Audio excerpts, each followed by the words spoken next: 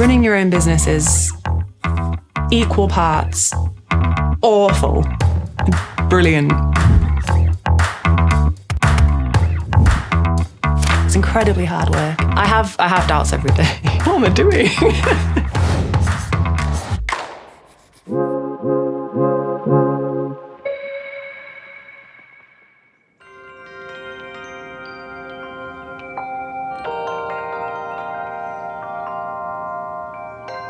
Climbers tend to be quite conscious about the environment and nature because that is where they spend the majority of their time.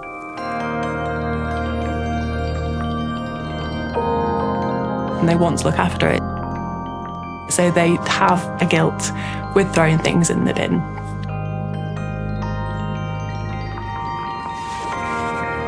The ropes that don't work, they can't use, the rucksacks that are broken, they can't fix, they don't know what to do with it. I wanted our business and our company to be the company that says, no, don't put it in the bin, we'll take it. Hope I've got no bogies.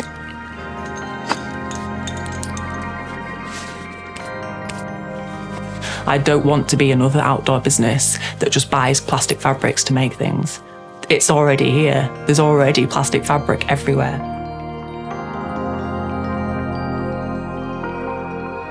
So we began to upcycle it and make it into products. I'm Jennifer. I'm a climber. My husband is a climber. And together we founded Dirtbags Climbing in the Lake District of the UK. I would say I'm the businesswoman. I do the business. James is the designer. And the girls make them. They're the machine wizards.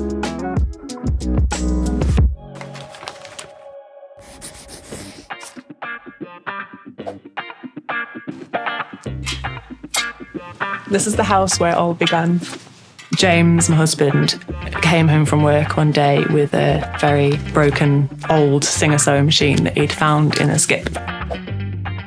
He enjoys fixing, making, creating. He actually taught me how to sew on it and how to thread it through. Being in the outdoor industry, we had a lot of things that were broken or we couldn't use anymore. So we just started having a go at making things.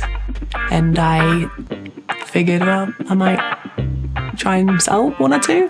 So just put one on Etsy and I'd be working and I'd have this cha-ching and I'd go, okay, I've sold something that I made it, and so I sold it.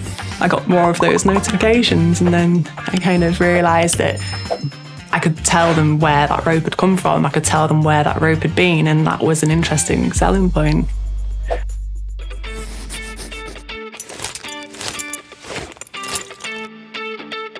I got a call from a climbing wall in Leeds, and she followed us on social media, so she knew about us. We were very, very small then.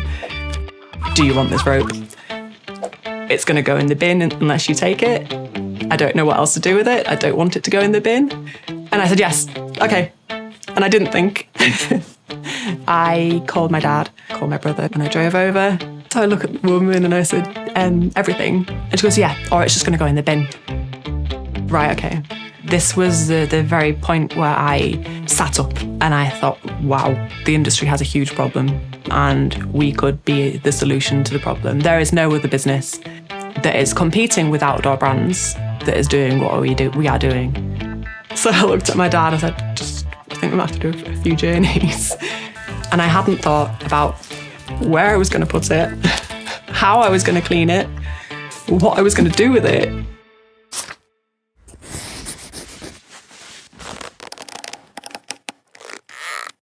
There's a sewing machine and thread everywhere and there's material in the corner and there's ropes everywhere drying above our heads, and it was stressful. I spoke to James, my husband. I said, we can't work in the kitchen anymore. So he built a shed in the garden. This is a shed.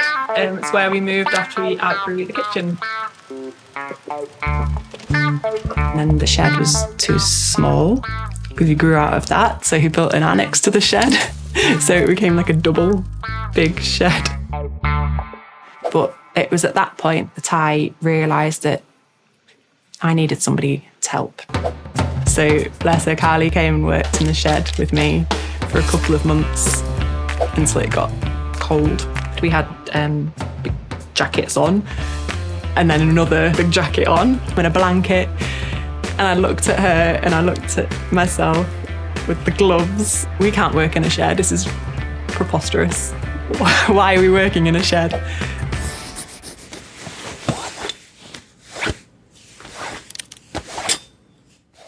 So then I bit the bullet and hired a unit. Right at the beginning, I wasn't making any profit. We've had no investment, so we've worked really hard to fund all the things. The time it was taking for me to make things, it was a long time, but it was my time and I was willing to sacrifice that because I was gaining from that.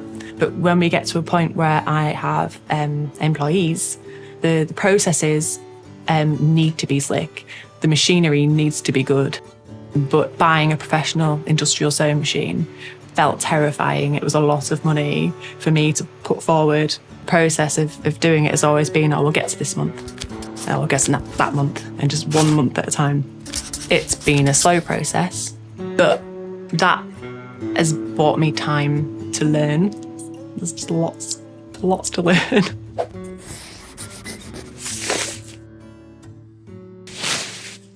Running your own business is equal parts awful, brilliant, and you could say it's the same for parenting.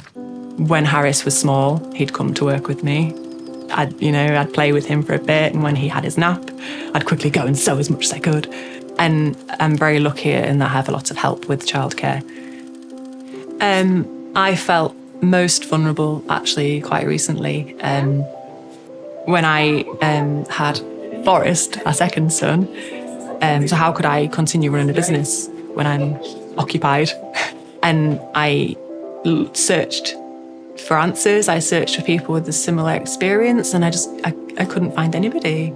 I worked really, really, really hard in the last few months before I left, and I only took 10 weeks off. And it was horrible, and I feel like that was the worst point for me about being a business owner and being accountable for myself.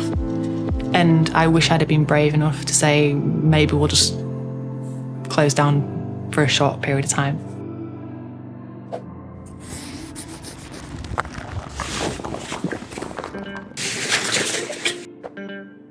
I started building relationships with the rest of the outdoor industry. So I'd been trying to reach out to people, but this was the first one where someone had reached out to me. We had Berghaus. It was like, hi Jen, we've heard about you, really like what you do. Is there any way that we could send our end-of-life products to you and you could make something? So I said, yes. But it felt such a big thing to speak to somebody from a company that I buy from and they know about me. It was scary, but it also made me realise that we have something here. If a classic British outdoor brand is contacting me because they have a problem that I can solve, and it turned up on the door and there's a big box of Berghaus written all over it, and it was so exciting. There was like some sample fabrics. Up to that point, I had mostly been using climbing rope, and that really was the beginning of Dirtbags climbing dealing with all textiles. We collect it, wash it, lay it out on the table, separate it into different components. So we'll put the buckles there, the zips there, and the fabric. We'll cut it all apart, transfer our patterns to it, and then restitch it into a new product.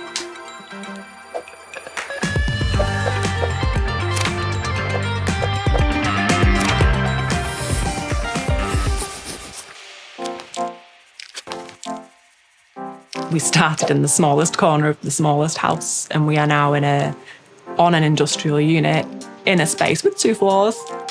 I have machines, I have staff. We have our tote bags in shops up and down the UK.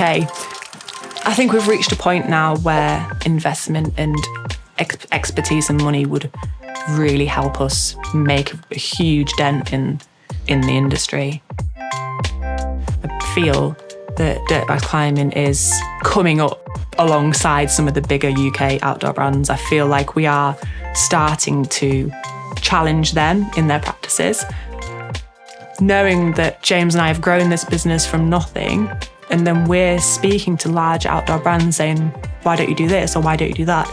It makes me feel that we could be up there with them. And that's where something like investment and people within the industry that have more knowledge than I do would be a massive help to grow the business, to become more capable of dealing with all of this textile waste. But there's just so much.